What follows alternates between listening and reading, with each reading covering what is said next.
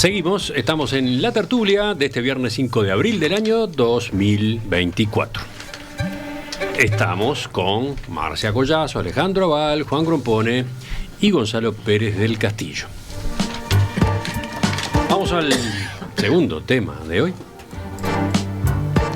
La Organización del Tratado del Atlántico Norte, OTAN, celebró ayer sus 75 años, revitalizada a raíz de la invasión rusa a Ucrania. La historia de la OTAN se remonta a la etapa posterior a la Segunda Guerra Mundial, cuando los líderes occidentales reconocieron la necesidad de una alianza militar para contrarrestar la influencia creciente de la Unión Soviética en Europa. En abril de 1949, 12 naciones, principalmente europeas, occidentales y Estados Unidos, firmaron el Tratado del Atlántico Norte, estableciendo así a esta institución, la OTAN. Durante la Guerra Fría, la organización sirvió como un frente unificado de defensa contra la expansión comunista y como un símbolo de solidaridad transatlántica. Luego de la caída del muro de Berlín y del colapso de la Unión Soviética, la OTAN adaptó su misión para enfrentar ¿qué? Nuevos desafíos de seguridad, entre ellos la lucha contra el terrorismo. Hace 5 años, en 2019, la alianza no gozaba de buena salud, sobre todo porque el gobierno de Donald Trump amenazaba con retirar a Estados Unidos del bloque en medio de críticas a los otros aliados por sus escasas contribuciones económicas en materia de defensa. Pero en 2022, la invasión rusa a Ucrania llevó a que la alianza se revitalizara. Incluso aumentó la cantidad de integrantes con la incorporación de Finlandia y Suecia, con lo cual llegó este año a un número récord de socios, 32. Varios de ustedes estaban interesados en esta noticia, ¿no? El aniversario, los 75 años de la OTAN. Empezamos con Gonzalo. Vergüenza, vergüenza y vergüenza. Ese es mi primer comentario. La OTAN alimenta a Putin y Putin alimenta a la OTAN. La OTAN debería haber desaparecido cuando desapareció el Pacto de Varsovia y no desapareció, al contrario, siguió creciendo y creciendo y creciendo. La OTAN era para contrarrestar, como tú muy bien dijiste, la expansión de la Unión Soviética. La Unión Soviética desapareció. Entonces la OTAN no tenía más razón de ser. Pero siguió creciendo y siguió creciendo y creciendo. Y de 12 miembros... Se cumplió la regla de que las burocracias se retroalimentan, se regeneran. Siempre esta burocracia es una burocracia muy cara. Y ahora, después de la visita del amigo Trump, otro alcornoque, dijo, tienen que gastar el 2% de su PIB en armamentos. No puede haber gasto más ridículo en este mundo que el gasto en armamentos. El gasto en armamentos, el mejor resultado que puede tener es que no sirve exclusivamente para nada. Eso es una maravilla. Es lo mejor resultado que puede tener el gasto de armamentos. Y ahora todos los países, Alemania, Reino Unido, van a gastar por compromiso con la OTAN el 2%. ¿Para defenderse de quién? Del señor Putin. Todo este gasto del señor Putin lo único que hace es fortalecerlo, convencerlo de que él tiene que seguir con esta guerra, de que él tiene que seguir luchando contra estos enemigos que podrían perfectamente haber desaparecido, y yo creo que viviríamos en un mundo muchísimo mejor. Bueno, en definitiva, el origen de la invasión a Ucrania en buena medida es el malestar, la preocupación, el fastidio ruso y de Putin en particular con el crecimiento de la OTAN hacia el este, ¿no? Por supuesto. Bueno, parecería que es algo más que eso, ¿no? Las ambiciones territoriales que tiene el régimen de Putin son las que, bueno, hasta donde uno quiere saberlo, las que han alimentado la invasión de Ucrania y además lo que piensa hacer con otros territorios, o lo que parecería que quiere hacer con otros territorios cercanos. De todas maneras, tú dijiste, Gonzalo, que era un gasto inútil el armamento. Bueno, no, será deplorable, lamentable, triste que el 2% del PIB de Gran Bretaña, como realmente lo aprueban los laboristas y los conservadores en Gran Bretaña, se destine para la compra de armamentos, la renovación de la flota de guerra, etcétera. Dije Gran Bretaña por señalar a alguien, pero en realidad es toda Europa. Y todo a instancias de lo que además pedía nuestro amigo Trump cuando les exigía a todos que aportaran ellos también para la OTAN. Bueno, pero sí, todo lo que tú digas, pero no hay duda de que si tenés enfrente a alguien que está armado y que te está atacando, inútil no es armarse. Será descabellado que estén gastándose esas fortunas increíbles en un mundo en el cual todavía, aunque muchísimo menos pobre que antes, sigue habiendo una enorme cantidad de gente que no llega a poder alimentarse adecuadamente todos los días, ¿no, verdad? Ahora, no es que sea inútil, es lamentable más bien. No es inútil, y no, porque si Putin se arma y rearma y recontraarma y tú estás desarmado, es muy probable que pues que te avasalle, que es lo que pasaría con Ucrania si no lo estuviera apoyando la OTAN. ¿Me permitís un datito terrible? Te permito. El informe Pearson de 1970 pedía a los países desarrollados que lleguen a dar el 0.7% de su PIB para el desarrollo de los países del tercer mundo. Nunca se alcanzó esa cifra, 0.7% del PIB para la paz, para el desarrollo, para poder convivir como seres humanos. Pero está todo eso muy bien, y Gonzalo. eso no se alcanzó, pero sí se alcanza el 2% para armar, que evidentemente lo que hace es que el de al frente también se arma, y con lo cual el que gana es la industria armamentista, que siempre hace su modestísima contribución y generosamente y si a el esta otro gente se que arma las arma, guerras. y si el otro se arma y te está atacando y vos no estás Pero armado. ¿por qué no lo desarmás? ¿Y cómo lo desarmás? Haciendo cooperación para el desarrollo. Bueno. ¿Por qué no lo desarmás integrando, permitiendo que su gente no se muera de hambre? Lo desarmás mucho más. Bueno. Pero no se quiso hacer, nunca se llegó. No se llegó ni al 0.3%. Y te estoy hablando del informe de 1970, es decir, que estamos hablando hace más de 50 años. Nunca se llegó al 0.7%. ¿Ah? Se llegó a un 0.3 y algo. Yo no estoy defendiendo la No, industria por eso digo, armamentista. si lo único que pensando te digo es que si apareces tú con un revólver a amenazarme, es bastante natural que yo tome también un revólver. De acuerdo, ¿no? pero si no aparezco y aparezco como un amigo, porque me sacás vos un revólver a mí, ¿no? Putin no apareció como un amigo frente a Ucrania, por ejemplo. Por ejemplo. No, frente a Ucrania, evidentemente no. Seguimos, vamos a escuchar otras voces. Marcia levantaba la mano. Sí, bueno, tantas cosas para decir. Estoy de acuerdo con Gonzalo en muchas de las cosas que dijo. Evidentemente la OTAN viene a revivir o a resignificar viejas alianzas europeas que se dan, qué sé yo, desde la Edad Media en adelante, por mantener a raya el famoso equilibrio europeo. Esto es lo mismo, esto es más de lo mismo, con la diferencia de que ya no se trata de un equilibrio europeo, ya se trata de cosas de implicancia mundial, porque, entre otros, porque está liderado por Estados Unidos, que no es europeo, es atlántico, digamos así. De ahí incluso la propia sigla, ¿no?, de la OTAN. Pero sigue siendo eso, siguen siendo esos sistemas de alianza ofensivo-defensivas que existen prácticamente solo en función de posibles guerras y de arrastrar a otras naciones.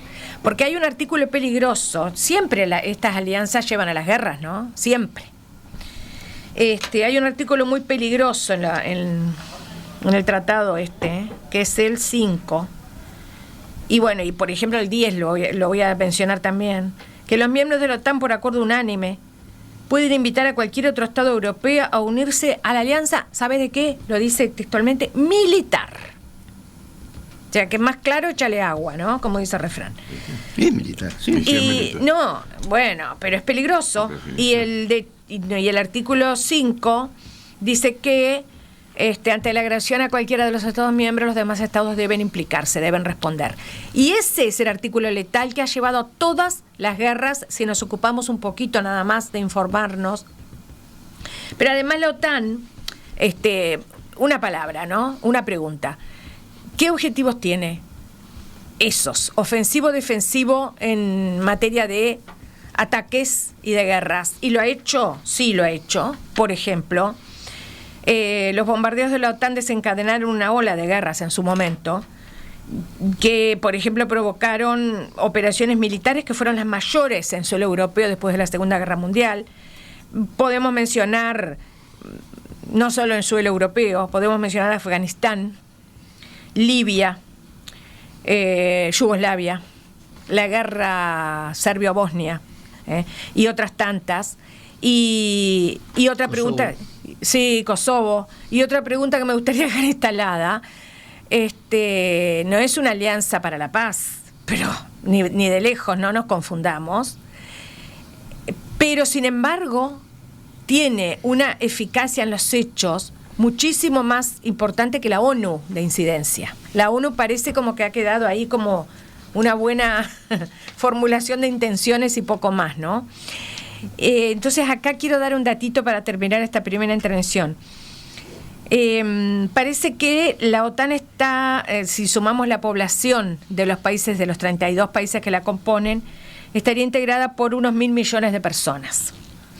Y parecería que la inmensa mayoría de los habitantes del mundo, unas 7.000 millones de personas que ni siquiera residen en los países miembros de la OTAN, se preguntan por qué la OTAN en los hechos está suplantando a las Naciones Unidas en materia de decisiones vitales para el mundo.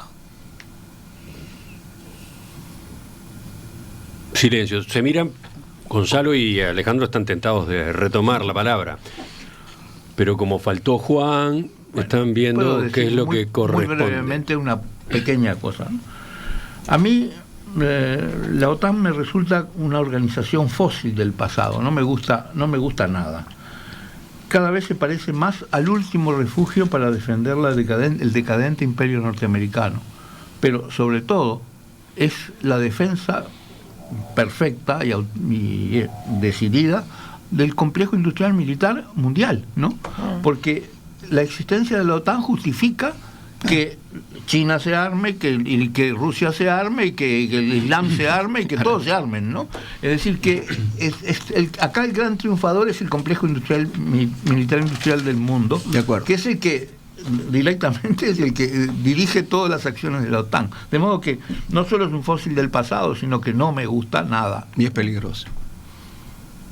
Mira, a propósito de lo que decías, lo más nuevo, Rusia aprovechó ayer el 75º aniversario de la OTAN para advertir que se está al borde de la confrontación directa debido al apoyo de la Alianza Atlántica a Ucrania.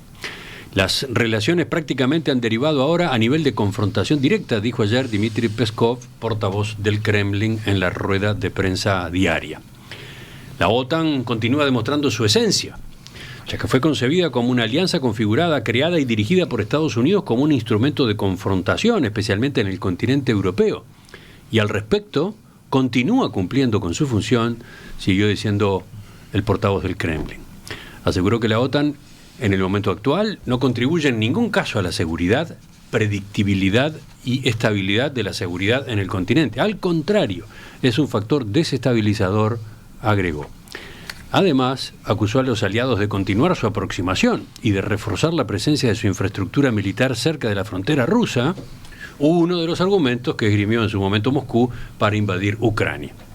Esta nota recuerda que el Kremlin lleva meses acusando a la OTAN de participar de manera directa en la guerra en Ucrania por la vía del suministro de ingentes cantidades de armamento a Kiev, lo que según Moscú no va a impedir su victoria, únicamente alargará el conflicto. Rusia ha condenado los comentarios de algunos líderes europeos, en concreto el presidente francés Emmanuel Macron, sobre el posible envío de tropas a Ucrania, algo que de otro lado la Casa Blanca ha descartado. De hecho, el Kremlin negó ayer planes de celebrar contactos al más alto nivel, en particular con Macron, y el artículo sigue. Sí, no criticar a la OTAN de ninguna manera quiero que interpreten que defiende a Putin. Yo al contrario, creo que Putin es un sátrapa y que la OTAN, cuanto más crece, más fortalece a Putin. Así que eso quede bien claro, no es defensa del señor Putin, que yo aborrezco. Ahora, ya que se mencionaron las Naciones Unidas, les voy a dar este datito. Yo les dije que nosotros habíamos pedido, las Naciones Unidas había pedido el 0,7% para cooperación para el desarrollo, cooperación para la paz y el desarrollo. Bueno, de ese 0,7% nunca se alcanzó. Se alcanzó un promedio, un 0,3, 0,31%. De eso, el 15% pasa a través de las Naciones Unidas. El resto es bilateral. Y lo bilateral muchas veces no es estrictamente cooperación para el desarrollo, sino que tiene atados algunas cuestiones comerciales y políticas, etc. Es decir, cuando tú decís, Marcia, la OTAN reemplaza a la ONU, te das cuenta la diferencia de magnitud de financiamiento para una cosa y para la otra, Sí, para sí. la paz y para la guerra. Eso ¿qué habla se muy puede mal de nuestra condición humana. Claro, ¿qué se puede esperar desde la ONU? Aparte de que no le dan un mango. Todavía encima cuando la ONU, la Asamblea General o el Consejo toma una decisión, hay países poderosos que las vetan. ¿Y qué le podés exigir?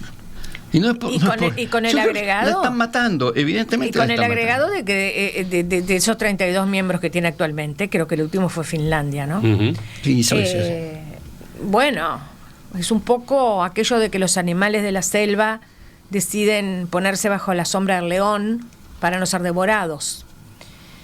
No es que la OTAN sea maravillosa y que por eso van los 31 miembros, además de Estados Unidos, a ponerse... No, lo que pasa es que cuando se dan estos conflictos de superpotencias mesiánicas, porque Rusia siempre fue mesiánica, eso no hay la menor duda.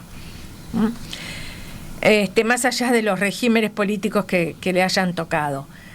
Napoleón fue mesiánico y se formó la Santa Alianza a su contra. Pero eso desató unos conflictos mayores después en Europa, ¿no? Como por ejemplo el estallido de los nacionalismos. Y Estados Unidos es absolutamente mesiánico. Y basta ver las declaraciones de Truman, creo que fue, en 1947, fundamentando por qué había que crear esta alianza. Y bueno, yo no las tengo a la vista, esas declaraciones, son muy fáciles de conseguir, pero dice algo así como que Estados Unidos desea llevar adelante la intervención en pro de la libertad de todos los países del mundo. Realmente. Y con lo que dice Gonzalo, me parece que ya no tenemos mucho más que agregar, ¿no? El negocio redondo de la carrera armamentista, que es la que financió las 2 guerras mundiales, pero que también financió la última expansión colonial, la de fines del siglo XIX, que fue un poco el puntapié inicial de esas 2 guerras mundiales. Yo veo muy difícil que alguien que está siendo confrontado, como de alguna manera le ha pasado a Rusia, con el acercamiento lento pero quizás progresivo de la OTAN o de la OTAN a sus fronteras, se quede quieto. Pero la invasión de Ucrania no empezó ahora. Ya había empezado hace unos cuantos años con la península de Crimea, ¿no es verdad? Digo, para decir alguna cosa 2014. concreta. 2014, bueno, el 2014, que además la tomó y ahí siguen. Y esto, el que dio la patada inicial, no fue la OTAN ni los países de la OTAN. El que dio la patada inicial en esta nueva carrera armamentista que incluye la adhesión de Suecia y Finlandia finalmente a la OTAN, el que empezó esta carrera armamentista fue Rusia de vuelta. ¿Y qué haces? Digo, yo realmente admito que es un disparate todo esto. Me parece una locura la guerra, pero no es fácil cuando te están apuntando con un revólver, cuando están apuntando a alguien con un revólver, decirle, no, vos no te defiendas. Yo qué sé, no me resulta demasiado fácil. ¿Que beneficia esto al que fabricante de los revólveres? Sí, claro que lo beneficia, por supuesto que lo beneficia. Que el fabricante de los revólveres debe estar, bueno, de alguna forma más o menos disimulada o no, dando manija para que se peleen. Pero es muy Alejandro, probable que sea así. Así, si lo vemos así, parecería como que está absolutamente justificada la existencia de la OTAN por una intención agresiva de Rusia. Y yo creo que va mucho más allá de eso. Lo prueba la propia... Para empezar con la historia, No, la OTAN fue un reflejo de la del Pacto de OTAN, Varsovia, perdóname, ¿no? ¿A la dónde propia ibas, historia Marce? de la OTAN. ¿En qué sentido? Claro, la OTAN no nace solamente para atacar a una URSS primero y una Rusia primero y una URSS después comunista.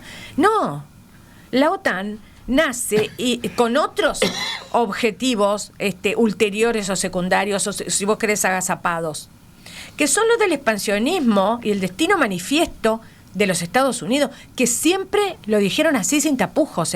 Hay obras de arte que hablan del destino manifiesto de Estados Unidos. Búsquenlas en la web, las van a ver, pinturas grandiosas. Entonces, esto no se queda solo en, vamos a frenar a un posible expansionismo de Rusia.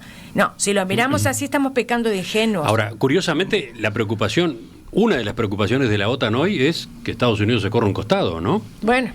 Ayer el secretario general Jens Stoltenberg se refirió a esa inquietud. No creo en Estados Unidos en solitario, de la misma forma en que no creo en una Europa en solitario. Creo en Estados Unidos y Europa juntos en la OTAN, porque juntos somos más fuertes y estamos más seguros, dijo. En su visión, Europa precisa de Estados Unidos para su seguridad, pero Estados Unidos también precisa de Europa, porque los países europeos aportan una vasta red de inteligencia y una influencia diplomática única que amplifica el poderío estadounidense. Una inteligente visión diplomática. ¿Quién sobrevuela detrás de todas estas frases?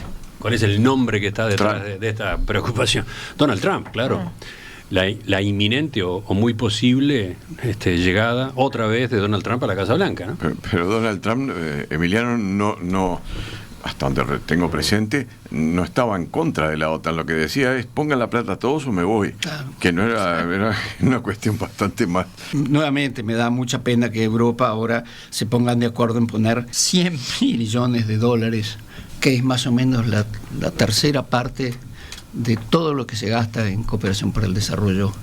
Y esto es una pequeña adición a lo que ya se gasta. Nosotros estamos generando esta situación de guerra, porque tú decís, viene una persona con una pistola, ¿tú qué contestás? Pero estamos en el medioevo entonces.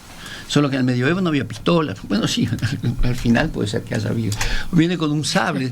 Pero ¿por qué no te sentás y discutimos de qué estamos hablando? ¿Por qué estamos peleando? ¿Qué es lo que estamos persiguiendo? ¿Qué objetivo común podemos tener? Digo, estamos en el siglo XXI, no estamos en el medioevo.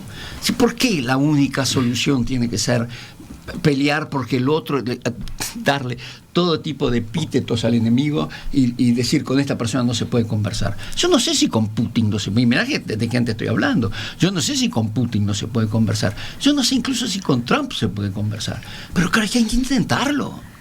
¿Por qué no estamos en el medioevo? Está la sombra gigantesca de China dando vueltas ahí, ¿no? Bueno, pero los chinos hasta ahora ahí están. Bueno, tal vez tengan mucho para decir. Bueno, sí. Pero sobre todo hay que sentarse con ellos y conversar. Con un traductor, naturalmente. Puede conversar en chino, es complicado. Pero se entiende, no puede ser que en el siglo XXI. Por eso bueno, iba a pasar mi telegrama antes de tiempo. Desde la audiencia, Eduardo, y estoy mirando algunos de los mensajes nada más, anota, gracias a la OTAN, Rusia no ha podido dominar Ucrania. ¿Qué dicen ustedes de esa síntesis? No, eso no es verdad. Bueno, supuestamente la OTAN no está metida en la guerra de Ucrania. Simplemente le está vendiendo Rusia armamento. Dominó Ucrania desde hace 300 años de formas muy abusivas y tal vez más profundas que las actuales. Y ahora, yo no estoy justificando para nada lo que está haciendo Putin. Me parece un delito de lesa humanidad, directamente, ¿no? Pero me parece que un poco es como azuzar a un mastín. ¿Vieron cuando vos decís, vamos a azucar al perro contra fulanito, menganito? La OTAN se estaba disputando con Putin, Ucrania, y que no lo siga negando Estados Unidos. ¿Y eso a quién favorece? ¿A Ucrania? No, justamente a Ucrania no. Ucrania pone los muertos, los jóvenes, la gente que la vida, la sangre, digo, es tremendo. Un botín en disputa. Bueno, de todas maneras vuelvo de vuelta a lo primero. Es muy interesante tu propuesta de sentarnos a conversar, el que me está amenazando con revólver y yo que estoy desarmado. Se ha hecho. Sí, bueno, yo no digo que no, pero no parece ser la circunstancia actual, ¿no, verdad? ¿Pero por qué no? Pero Gonzalo, déjalo hablar, por favor. Que me diga por qué no. Es un hombre, primero porque todo da la impresión de que Putin es una persona que tiene necesidad de afianzarse en el ámbito interno de cualquier manera, de manera que no va a bajarse de seguir invadiendo Ucrania, mucho menos va a renunciar a la península de Crimea, ni cosa por el estilo. Que bueno, que podría haber alguna clase de acercamiento, y bueno, ojalá que sí, pero no me parece fácil, ¿no? No me parece fácil, ni siquiera posible en lo inmediato. Entonces, ¿qué haces? ¿Seguís sin tener la pistola? Tú me decís, son 100.000 millones de dólares que se van a invertir ahora. Me parece una locura, es disparatado, pero lo mismo debe ocurrir del lado ruso, en el caso concreto al cual nos referimos. Una pequeña aclaración respecto al origen de la OTAN. Acuérdense, la Unión Soviética avanzando sobre Europa con las democracias, las llamadas democracias populares, que en realidad después se constituyó el Pacto de Varsovia. El Pacto de Varsovia no fue una respuesta a la OTAN. El Pacto de Varsovia nació precisamente al mismo tiempo casi que la OTAN, ¿no, verdad? Por supuesto. Y bueno, era un bloque contra el otro bloque. Sí. Y bueno, ahí está todo decir, después se derrumbó con el fin de la Unión Soviética, se derrumbó ahí. Juan, que en este tema intervino muy poco, ¿no? Una vez, y cada vez que lo miraba yo, después me contestaba, no, ya está. Bueno, Juan es objeto de interpelaciones desde la audiencia, porque dejó intrigados a varios. Por ejemplo, Andrés le pregunta, por favor, Juan, explica por qué el sistema necesita la guerra. Es una industria que se desarrolló con la Segunda Guerra Mundial. Es decir, la Segunda Guerra Mundial fue una fábrica de armamento gigantesca para combatir a Alemania, Estados Unidos para combatir a Alemania, y cuando terminó la guerra... Y Alemania para combatir a Alemania. Sí, claro. Antes. Pero cuando terminó la guerra, Estados Unidos se vio que tenía una industria gigantesca de armamentos, ¿qué había que hacer? ¿Cerrarla? Entonces, era incontrolable, como bien dijo Eisenhower. Incontrolable, con el mensaje de Eisenhower cuando se retiró. Es decir, y esa industria sigue dominando mucha parte de la política internacional, por no decir toda, ¿no?